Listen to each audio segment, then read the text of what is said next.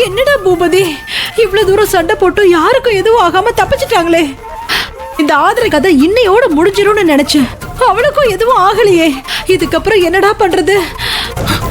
இனிமே நம்மளால மட்டும் இல்ல, அந்த கடவுளால கூட ஒண்ணும் பண்ண முடியாதுமா.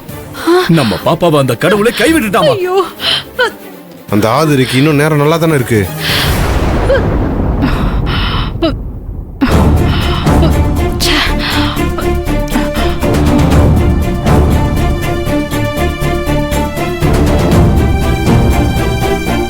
எல்லாரும் வந்தாச்சா?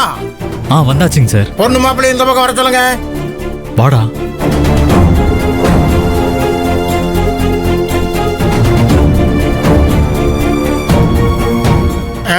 பொண்ணு மாப்பிள்ளைக்கு ஐடி ப்ரூஃப் கொடுங்க.